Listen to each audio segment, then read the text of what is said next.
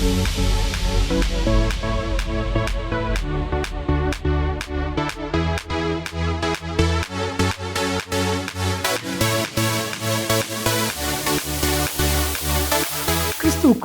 மிகவும் பிரியமானவர்களே, திருமறை தியானம் இந்த நிகழ்ச்சியை நமக்கு வழங்குகிற மதிப்பிற்குரிய டாக்டர் ரெவரண்ட் பால்ராஜ் அதிசயமணி ஐயா மும்பை பட்டணத்தில் மெத்தடிஸ்ட் திருச்சபையினுடைய போதகராய் பணியாற்றி இறைபணியை செய்தவர்கள்.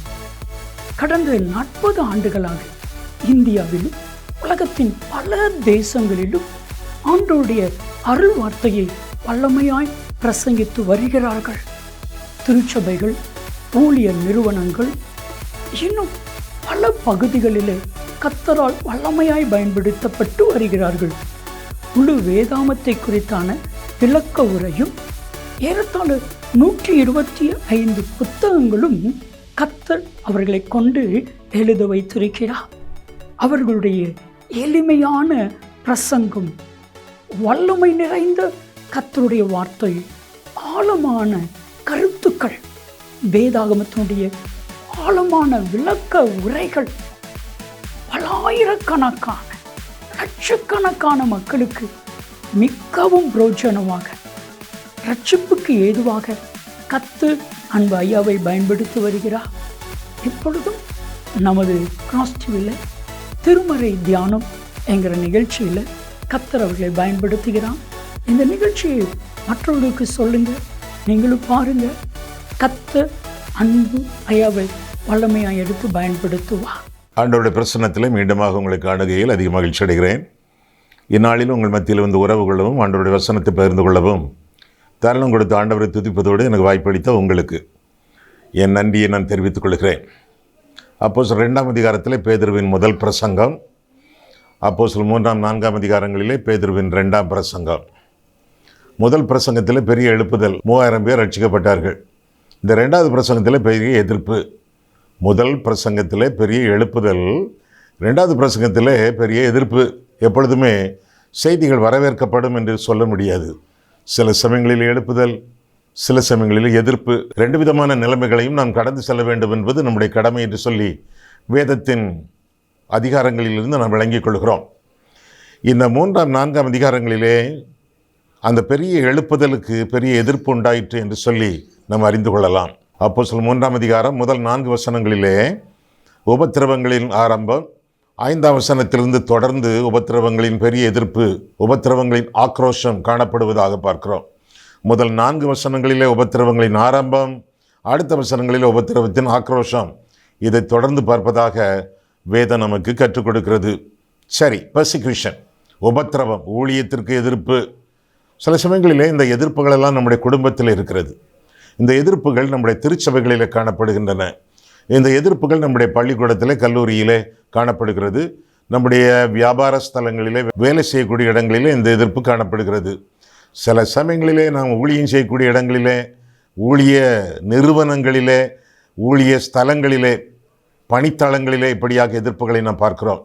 எதிர்ப்புகளை சந்திப்பது எப்படி, உபத்திரவங்களை சந்திப்பது எப்படி, உபத்திரவங்களை சகிப்பது எப்படி, உபத்திரவங்களை மேற்கொண்டு சாதிப்பது எப்படி, சந்திப்பது எப்படி, சகிப்பது எப்படி, சாதிப்பது எப்படி என்பதை குறித்து இன்றைய நாளிலே ஒரு செய்தியை நாம் தியானிக்கப் போகிறோம். ஏற்கனவே நான் சொன்னது போல உபத்திரவங்கள் ஆரம்பமாகிவிட்டன. அப்போஸ்தலர் 4ஆம் அதிகாரத்தில் நான் பார்க்கும் பொழுது அவர்கள் ஜனங்களுடனே பேசிக்கொண்டிருக்கையில் ஆசாரியர்கள், தேவாலயத்து சேனை தலைவன், சதுசேயர் அவர்களிடத்தில் வந்து அவர்கள் ஜனங்களுக்கு உபதேசிக்கிறதினாலும் இயேசுவை முன்னிட்டு மரித்தோரிலிருந்து உயிர்த்தெழுதலை பிரசங்கிக்கிறதினாலும் சினம் கொண்டு அவர்களை பிடித்து சாயங்காலமாய் இருந்தபடியினால் மறுநாள் வரைக்கும் காவலில் வைத்தார்கள், ஜெயில். வசனத்தை கேட்டவர்களில் அநேகர் விசுவாசித்தார்கள். அவர்கள் தொகை ஏறக்குறைய 5000 இருந்தது. ஆக உபத்திரவம் ஆரம்பமாயிற்று, எதிர்ப்பு எழுந்தது என்று சொல்லி வேதம் நமக்கு கற்றுக் கொடுக்கிறது. 3 விதமான மனிதர்கள், ஆசாரியர்கள், தேவாலயத்து சேனை தலைவன், அதன் பின்னர் சதுசேயர்கள். 3 விதமான மக்கள் ஊழியக்காரர்களுக்கு எதிராக நின்றார்கள். யார் அந்த ஊழியக்காரர்கள்? பேதுருவும் யோவானும் என்று சொல்லி வேதத்தில் வாசிக்கிறோம். எதற்காக இந்த உபத்திரவம், எதற்காக இந்த எதிர்ப்பு? சில காரணங்கள். முதலாவதாக அவர்களுடைய போதனைகளினாலே இயேசுவின் உயிர்த்தெழுதலை குறித்து போதித்தார்கள், எனவே கோபம் அவர்களுக்கு பொங்கியது. இரண்டாவதாக ஆண்டவரை குறித்து அறிவித்தார்கள். மூன்றாவதாக அதிகமான பொறாமை அவருடைய உள்ளங்களிலே எழுந்தன. நான்காவதாக அனைவரும் மெச்சக்கூடிய அளவிலே அற்புதத்தை செய்தார்கள். சப்பாணி நடந்தான். அதற்கு பிறகு சபையானது வளர ஆரம்பித்தது. இதற்கு முன்னால் 3000 தானே, இப்போ 5000மாக அந்த தொகை விருத்தி அடைந்தது என்று சொல்லி வாசிக்கிறோம். மக்கள் தேவனை புகழ ஆரம்பித்தார்கள். இதெல்லாம் இவர்களுக்கு, அந்த மூவருக்கும், எந்த மூவர்? ஆசாரியர்கள், சேனை தலைவன், சதுசேயர், இவர்களுக்கெல்லாம் பெரிய எரிச்சலை உண்டு பண்ணிட்டு அவர்கள் எதிர்க்க ஆரம்பித்தார்கள் என்று சொல்லி வேதத்திலே வாசிக்கிறோம். எதிர்ப்பு வரும் பொழுது நம்முடைய மனித உறவுகளிலே, நம்முடைய ஊழிய நிலைமைகளிலே, நம்முடைய திருச்சபை ஈடுபாடுகளிலே எதிர்ப்பு வரும் பொழுது அல்லது உபத்திரவங்கள் உண்டாகும் பொழுது என்ன செய்ய வேண்டும்? How to handle persecutions. அப்போ பிரச்சனைகள் வரும் பொழுது அவற்றை எதிர்கொள்வது எப்படி அந்த சவால்களை சமாளிப்போம் என்பதை குறித்து இன்றைய நாளிலே நாம் பார்க்க போகிறோம். இந்த அப்போஸ்தலர்கள் எப்படி சமாளித்தார்கள், அவர்களிடமிருந்து நாம் கற்றுக்கொள்ள வேண்டிய பாடுகள் என்ன என்று பார்த்தார். முதலாவதாக அவர்கள் பதிலளித்தார்கள் என்று சொல்லி அவர்களை குறித்து நாம் பார்க்கிறோம். முதலாவதாக அவர்கள் பதில் அளித்தார்கள் என்று சொல்லி வேதம் நமக்கு கற்றுக் கொடுக்கிறது. கேட்ட கேள்விக்கு அவர்கள் பதில் அளித்தார்கள். 3ஆம் அதிகாரம் 12ஆம் வசனம் பாருங்கள். பேதுரு அதைக் கண்டு ஜனங்களை நோக்கி, இஸ்ரவேலரே, இதை குறித்து நீங்கள் ஆச்சரியப்படுகிறது என்ன? நாங்கள் எங்கள் சுய சக்தியினாலாவது எங்கள் சுய பக்தியினாலாவது இவனை நடக்க பண்ணினோம் என்று நீங்கள் எங்களை நோக்கி பார்க்கிறது என்ன என்று தொடர்ந்து சொல்லிவிட்டு 16ஆம் வசனம், அவருடைய நாமத்தை பற்றி விசுவாசத்தினாலே அவருடைய நாமமே நீங்கள் பார்த்து அறிந்திருக்கிற இவனை பலப்படுத்தினது. அவரால் உண்டாகிய விசுவாசமே உங்கள் எல்லாருக்கும் முன்பாக இந்த சர்வாங்க சுகத்தை இவனுக்கு கொடுத்தது. சகோதரரே, நீங்களும் உங்கள் அதிகாரிகளும் அறியாமையினாலே இதை செய்தீர்கள் என்று அறிந்திருக்கிறேன். கிறிஸ்து பாடுபட வேண்டும் என்று தேவன் தம்முடைய தீர்க்கதரிசிகள் எல்லாருடைய வாக்கினாலும் முன்னறிவித்தவைகளை விதமாய் நிறைவேற்றினார்.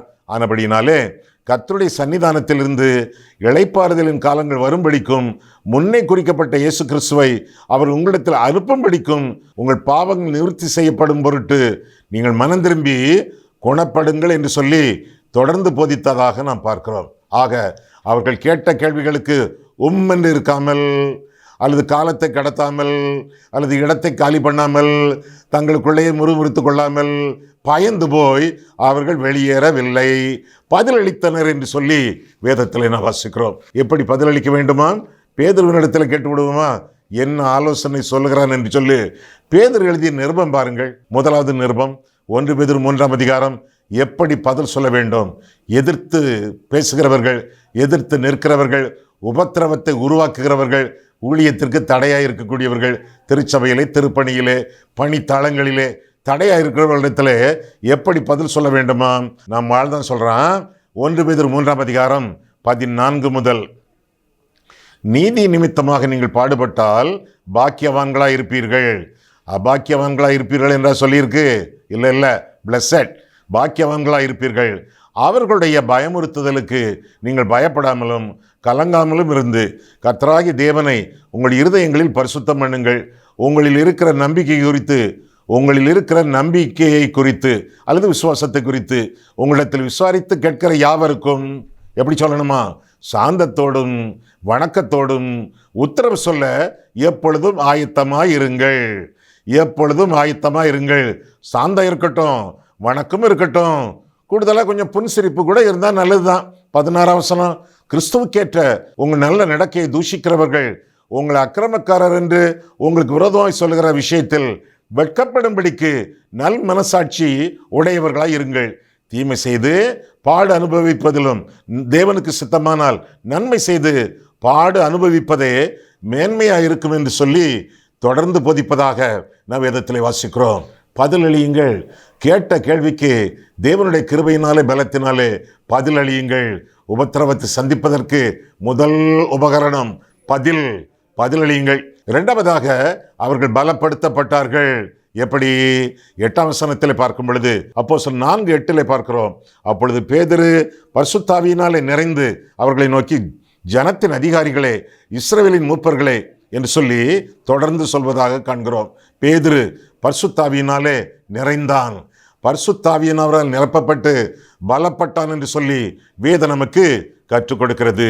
அப்போஸ்தலர் 1:8 நான் வாசிக்கும் பொழுது, பரிசுத்தாவி உங்களிடத்தில் வரும் பொழுது நீங்கள் பலனடைந்து எருசலேமிலும் யூதேயா முழுவதிலும் சமாரியாவிலும் பூமியின் கடைசி பரியந்தமும் எனக்கு சாட்சிகளாக இருப்பீர்கள் என்று கர்த்தர் நமக்கு கற்பித்தாரே. ஆவியானவரை பெற்றுக்கொள்ளும் பொழுது அதிவல்லமை நம்முடைய வாழ்க்கையிலே காணப்படுவதாக வேதம் நமக்கு கற்றுக் கொடுக்கிறது. தேவன் நமக்கு பயமுள்ள ஆவியை கொடாமல் பலமும் அன்பும் தெளிந்த புத்தியும் உள்ள ஆவியை கொடுத்திருக்கிறார் என்று சொல்லி 2 தீமோத்தேயு 1:7 நான் வாசிக்கிறோமே. ஆவியானவர் நமக்குள்ளே வாசம் பண்ணும் பொழுது அதிவல்லமை நமக்குள்ளே வாசம் பண்ணுகிறது என்பதை அறிந்து கொள்ளுங்கள். அப்போ எதிர் பேசுகிறவர்கள் பேசும்போது பேதுரு சொன்னது என்ன? சாந்தம், வணக்கம், இந்த மாதிரி காரியங்களை வைத்துக்கொண்டு நீங்கள் சந்தோஷமாக தைரியமாக பதில் அளியுங்கள். ஏனென்றால் பேசுகிறவர் நீங்கள் அல்ல, உங்களுக்குள்ள இருக்கக்கூடிய அதே ஆவியானவர் தான். எங்கே? லூக்கா 12 பாருங்கள். லூக்கா 12 11-12 இந்த வார்த்தைகளை நல்லா கவனிங்களேன். அன்றியும் ஜெப ஆலய தலைவர்களுக்கும் துரைத்தனக்காரர்களுக்கும் அதிகாரம் உள்ளவர்களுக்கு முன்பாக உங்களை கொண்டு போய் விடும்போது எப்படி எண்ணத்தை மாறுத்தரமாக சொல்லுவோம் என்றும் எதை பேசுவோம் என்றும் கவலைப்படாதிருங்கள். கிடுகிடுகிடுகிடு நடுங்காதிருங்கள், கவலைப்படாதிருங்கள். 12 நீங்கள் பேச வேண்டியவைகளை பரிசுத்தாவியானவர் அந்நேரத்திலே உங்களுக்கு போதிப்பார் என்றார். சொல்றது ஆண்டவர். நீங்கள் பேச வேண்டியதை ஆவியானவர் உங்களுக்கு அறிவிப்பார் என்று பார்க்கிறோம். இந்த வசனம் எப்பொழுது, என்ன கட்டத்தில், எந்த சந்தர்ப்பத்தில் சொல்லப்பட்டது? நீங்கள் அதிகாரிகளுக்கு முன்பாக நிறுத்தப்படும் பொழுது, அல்லது போலீஸ் ஸ்டேஷனிலே அல்லது கோர்ட்டிலே நிறுத்தப்படும் பொழுது பயப்படாதிருங்கள், பேச வேண்டியது உங்களுக்கு அருளப்படும் என்று சொல்லி ஆண்டவர் திருவுளம் பெற்றுவதாக வேதத்தில் வாசிக்கிறோம். சிலரை பிரசங்கம் பண்ண கூப்பிட்டால், ஆலயத்தில் வந்து அருட்செய்தி கொடுக்க அழைத்தால் ஒரு ஆயத்தமும் இருக்காது. ஒரு ஆயத்தமும் இல்லாமல் பிரசங்க பீடத்துக்கு முன்பாக குத்துக்கள் மாதிரி நின்று கொண்டு வள வள வள என்று சொல்லி எதையெல்லாமோ கத்துவார்கள். கத்தினால் அவர்களிடத்தில் கேட்டால் அவர்கள் என்ன சொல்லுவாங்க? ஆயத்தம் பண்ண வேண்டிய அவசியம் இல்லை, ஆவியானவர் எங்களுக்கு அருள்வார், பேச வேண்டியது என்று அவர் தருவார். ஆஹா, அந்த கட்டத்தில் அந்த நோக்கத்திற்காக அந்த காரணங்களுக்காக ஆண்டவர் சொல்லவில்லை. நீ கோர்ட்டில் நிற்கும் பொழுது, போலீஸ் ஸ்டேஷனில் நிற்கும் பொழுது, குற்றஞ்சாட்டு அதிகாரிகள் நிற்கும் பொழுது உனக்கு ஆண்டவர் உதவி செய்வார், ஆவியானவர் உதவி செய்வார். ஆனால் பிரசங்க பீடத்திலே நீ சோம்பேறித்தனமாக நிற்கும் பொழுது சோம்பேறிக்கு ஆண்டவர் உதவி செய்கிறதில்லை.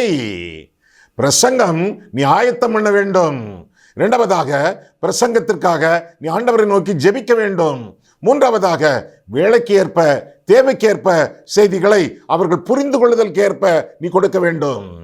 பிரேயர், ப்ரிப்பரேஷன், பிரசன்டேஷன், இந்த மூன்றிலும் ஜாக்கிரதையாக இருக்க வேண்டும். ஐயா, அன்றைக்கு ஆண்டவர் கழுதை மூலமாக பேசினார். ஐயா, அப்போ கழுதை மூலமாக பேசக்கூடிய ஆண்டவர் என்னை ஒரு கழுதையாக பாவித்து பேசினால் என்ன ஐயா?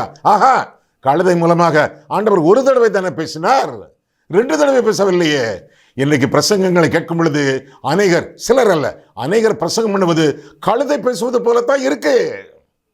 கர்த்தருடைய சமூகத்திலே காத்திருங்கள், ஜெபியுங்கள், ஆயத்தம் பண்ணுங்கள். இடத்திற்கேற்ப, நிலைமைக்கேற்ப, சூழ்நிலைக்கேற்ப உங்களுடைய செய்தியை நீங்கள் கொடுங்கள்.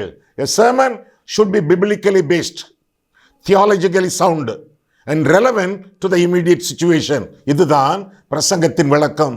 என்னென்னது? வேதத்தை ஆதாரமாக கொண்டு வேத கொள்கைகளை மனதில் வைத்து விளக்கி சொல்லி சூழ்நிலைக்கேற்றவாறு சொல்லப்பட வேண்டும் செய்திகள். அப்பேற்பட்ட செய்திகளை ஆண்டவர் அங்கீகரிக்கிறார், ஆசீர்வாதமாக பயன்படுத்துகிறார். அந்த இடத்தை, அந்த நிலைமையை, எதிர்ப்பான சூழ்நிலையை அப்போஸ்தலர்கள் பயன்படுத்தி கொண்டார்கள் என்று சொல்லி வேதத்திலே வாசிக்கிறோம். மூன்றாவதாக பார்க்கும் பொழுது, முதலாவதாக பதிலளித்தார்கள், இரண்டாவதாக பலப்பட்டார்கள், மூன்றாவதாக பயன்படுத்தினார்கள். சூழ்நிலைக்கேற்ப எந்த இடத்துல எதிர்ப்பு வருகிறது, என்ன விதமான எதிர்ப்பு வருகிறது என்பதை அறிந்து கொண்டு சூழ்நிலைக்கு ஏற்ப சமயம் வாய்த்தாலும் சரி, வாய்க்காவிட்டாலும் சரி, திருவசனத்தை பிரசங்கம் பண்ணு என்று சொல்லி வேதத்தில் வாசிக்கிறோமே. தீமோத்தேயுவுக்கு பவுல் எழுதுகிறானே, அதுபோல எல்லா சூழ்நிலைகளும் எங்கே எழுதுகிறான்? 2 தீமோத்தேயு 4 ஆக சமயம் வாய்த்தாலும் வாய்க்காவிட்டாலும் சூழ்நிலைகளை சாதகமாக பயன்படுத்த வேண்டியது கடமை. இங்கே நான் வேதத்தில் வாசிக்கும் பொழுது யோவான் 3ஆம் அதிகாரத்திலே சூழ்நிலைகளுக்கு ஏற்ப மனம் திரும்பாத மறுபடியும் பிறவாத ஒரு மனுஷன் முகஸ்துதி பண்ணி கொண்டு வருகிறான். நிக்கோதேமு ஆண்டவர் பயன்படுத்தி கொண்டார். அவன் மறுபடியும் பிறக்க வேண்டும் என்பதை குறிப்புணர்த்தினார். யோவான் 4ஆம் அதிகாரம் ஆண்டவருக்கு தாகத்துக்கு தாய் என்று சொன்னார். அவள் ஆண்டவரோடு அளவளாவினார். சூழ்நிலை பயன்படுத்தி ஜீவ தண்ணீர் உனக்கு வேண்டும் என்பதை ஆண்டவர் குறிப்புணர்த்தினார். பவுல் சொல்கிறான், நீதிமன்றத்திலே நான் நிற்கும் பொழுது கூட ஆண்டவரை குறித்து அறிவிக்க எனக்கு சந்தர்ப்பம் கிடைத்தது என்று சொல்லி 1 தீமோத்தேயு 4ஆம் அதிகாரம் 18ஆம் வசனத்திலே நான் பார்க்கிறோம். வசனத்தை திரும்ப நீங்கள் வாசித்து பாருங்கள். சூழ்நிலைகளை சந்தர்ப்பங்களை பயன்படுத்தி எங்கெங்கே சுவிசேஷம் சொல்ல வேண்டுமோ, எங்கெங்கே சத்தியத்தை விளக்க வேண்டுமோ அதையெல்லாம் விளக்க வேண்டியது கடமை. ஐயா, அப்படின்னா இதுக்குள்ள நிறைய படிக்கணும், ரொம்ப முக்கியம். படிப்பறியாத பேதமை மிகுந்த படகொட்டி மீன்பிடித்த பாமரர்களை ஆண்டவர் பயன்படுத்தினாரே, ஆமாதான். ஆனால் படிப்பிக்கப்பட்டார்கள், படித்து கொடுக்கப்பட்டார்கள். படித்த பவுலை, கமாலியல் பாதத்திலிருந்து கற்ற பவுலை ஆண்டவர் பயன்படுத்தினார். படிக்காத பேதுரு, யோவான் மற்றவர்களை ஆண்டவர் படிப்பித்து 3.5 வருஷம் அவர்களுக்கு கற்றுக் கொடுத்து அற்புதங்களை, அடையாளங்களை, உவமைகளை, போதனைகளை, மலைப்பிரசங்கம், ஏராளமான காரியங்களை கற்றுக் கொடுத்து 3.5 வருஷம் அவர்கள் ஆண்டவருடைய கைக்குள்ள ஒரு வேத கலாசாலைகளை படித்தது போல படித்து கொண்டார்களே. படித்தவர்களை ஆண்டவர் பயன்படுத்துகிறார், படிக்காதவர்களையும் படிப்பித்து பயன்படுத்துகிறார். படிப்பு ரொம்ப முக்கியம். எவ்வளவு தூரம் படிக்கிறீர்களோ அவ்வளவு தூரம் படிக்காதவர்களுக்கும் மெத்த படித்தவர்களுக்கும் பயனுள்ளவர்களாக நீங்கள் திகழ்வீர்கள். 4வதாக என்னையா 4வதாக? முதலாவதாக பதிலளித்தனர், 2வதாக பலப்படுத்தப்பட்டனர் பரிசுத்தாவியினாலே, 3வதாக பயன்படுத்தினார்கள் நேரத்தை, சந்தர்ப்பத்தை, சூழ்நிலைகளை, 4வதாக பயப்படவே இல்லை, சற்றும் பயப்படவில்லை. தெய்வ செய்தியை, பரலோகத்தின் செய்தியை அறிவிக்க ஏன் பயப்பட வேண்டும்? கர்த்தர் கூட இருக்கிறார், ஆண்டவர் வேண்டுதல் பண்ணுகிறார், ஆவியானவர் வாக்கு கிடங்காத பெருமூச்சுகளோடு நாம் பேசும்போது விண்ணப்பம் பண்ணிக்கொண்டே இருக்கிறார். எதற்கு பயப்பட வேண்டும்? பயமுள்ள ஆவியை தரவில்லை ஆண்டவர், பலமுள்ள ஆவி அல்லவா ஆண்டவர் நமக்கு தந்திருக்கிறார். பயப்படவே இல்லை. வசனம் இருந்தது, வல்லமை இருந்தது. என்ன வல்லமை?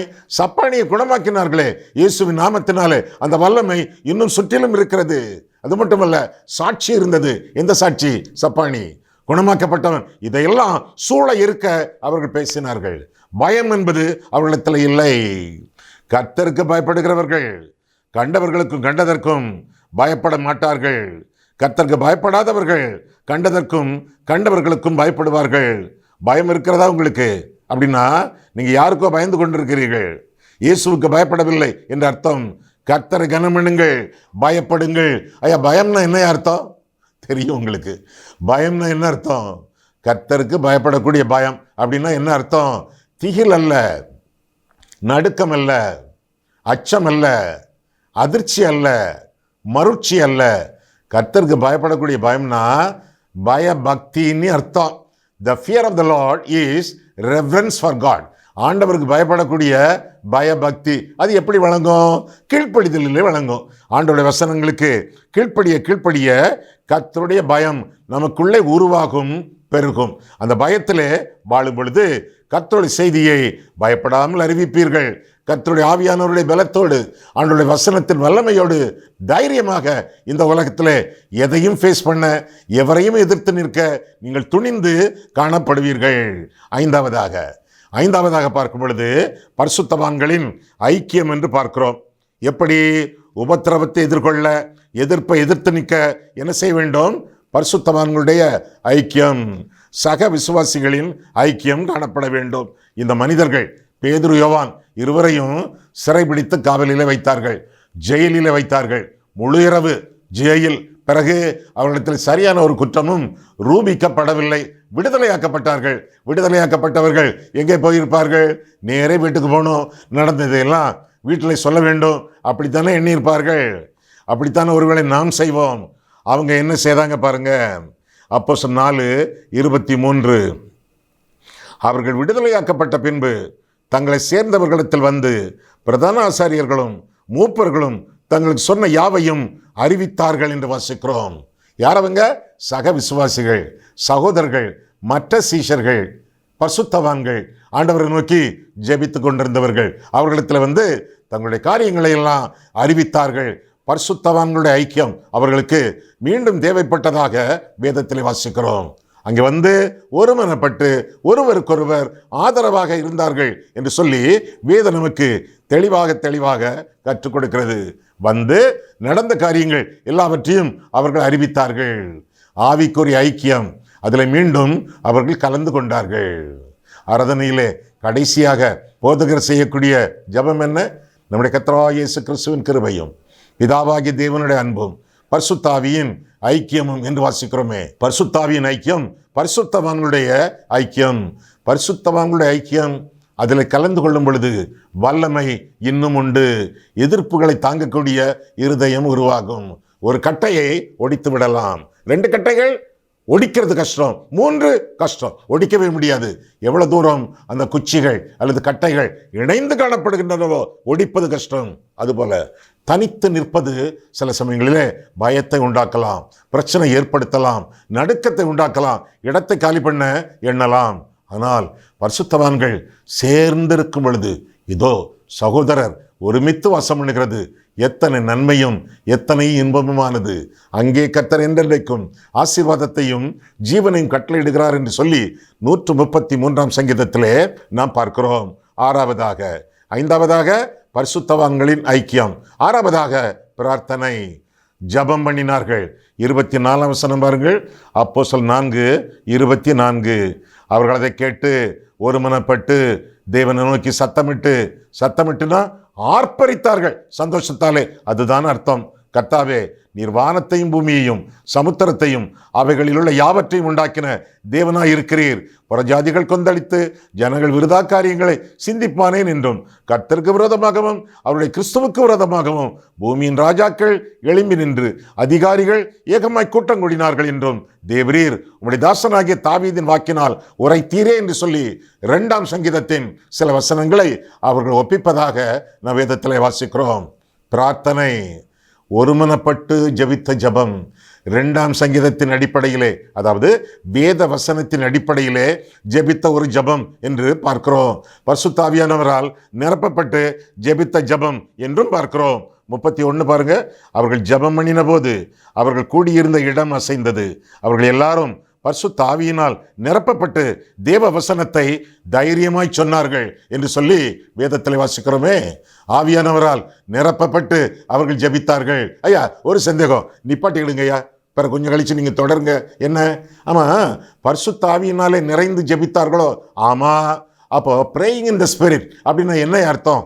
ஆவியிலை ஜெபிப்பது அப்படின்னா என்ன அர்த்தம்? ஏன்னா சில ஆட்கள் சொல்றாங்க ஆவியிலை ஜெபிப்பதுன்னா அந்நிய பாஷையில ஜெபிப்பது என்று அர்த்தம் என்று சொல்றாங்களே. அந்நிய பாஷையிலே ஜெபித்து விட்டு போகட்டும், யாருக்கு விளங்கும்? என்ன பிரயோஜனம்? 1 கொரிந்தியர் 14:14.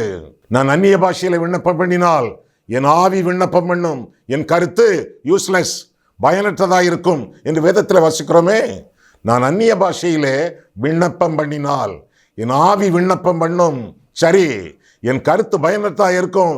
எங்க ஆமேன் சொல்லணும், எப்ப ஆமேன் சொல்லணும் எனக்கு தெரியாது, மற்றவங்களும் தெரியாது. ஆனால் நான் தமிழிலே விண்ணப்பம் பண்ணினால் என் ஆவி விண்ணப்பம் பண்ணும், என் கருத்து பயனுள்ளதா இருக்கும். அப்போ எந்த ஜபம் சிறந்த ஜபம்? ஆவியினாலே அந்நிய பாஷையில விண்ணப்பம் பண்ணுவது சிறந்த ஜபமா, தமிழிலே ஜபம் பண்ணுவது சிறந்த ஜபமா?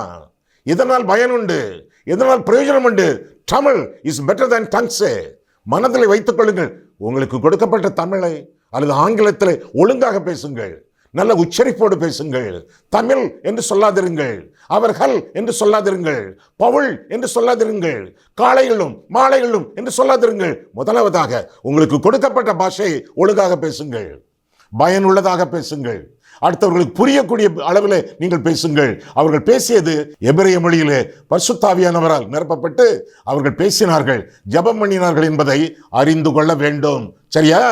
ஒரு சிலர் அரமேய மொழியிலே ஜெபித்திருக்கலாம், அது அவர்களுடைய தாய்மொழியாக இருந்தது.